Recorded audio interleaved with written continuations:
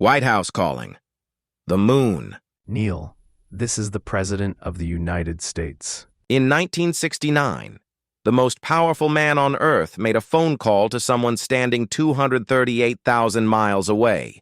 No cell towers, no satellites capable of direct phone routing, no explanation anyone could repeat under oath, and no one questioned it. The year was 1969. America wasn't winning. Vietnam burned on television. Cities were on fire. The Soviets had already beaten the U.S. into space. Then came the promise. Before this decade is out. NASA didn't just need success. They needed certainty. Failure was not an option, because failure would be watched by the entire planet.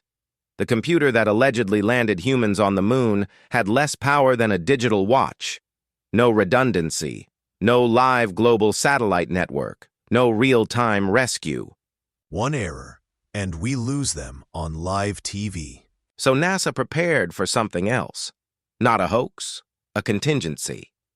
If Apollo failed en route, the landing footage would still air. Not forever, just long enough. You don't fake the mission. You fake the moment. NASA was minutes from Hollywood. Stanley Kubrick had just stunned the world with 2001, A Space Odyssey. Realistic space, perfect lighting, slow, floating motion. If you needed the moon in 1969, you didn't build it in space. You built it on Earth. No stars in the sky, shadows pointing different directions, a flag that moves without wind, footprints that look too clean, radiation belts no human should survive. And then, the phone call. Who was routing that signal? Who patched the president into the moon? Why has no one ever recreated that call? In 1969, phone calls required terrestrial infrastructure. Satellites were primitive, no direct cellular relay, no public explanation. Yet the call was crystal clear. Unless the call never left Earth. 400,000 people worked on Apollo, but not all of them needed to know.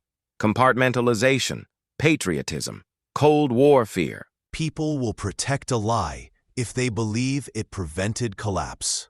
The footage aired. The world believed. America won, and asking questions became unpatriotic. The lie didn't survive because it was perfect. It survived because it worked. Everything you just heard was designed to overwhelm you. The phone call wasn't a phone call. It was a radio transmission patched into the telephone network. No mystery. Just 1960s switching technology. The flag moved because of momentum. The stars disappeared because of exposure settings. The shadows diverged because the terrain wasn't flat. The radiation dose? Less than a CT scan. Retro reflectors are still on the moon. Anyone with the right equipment can bounce lasers off them. They weren't put there by robots. They weren't placed later. They've been used for decades.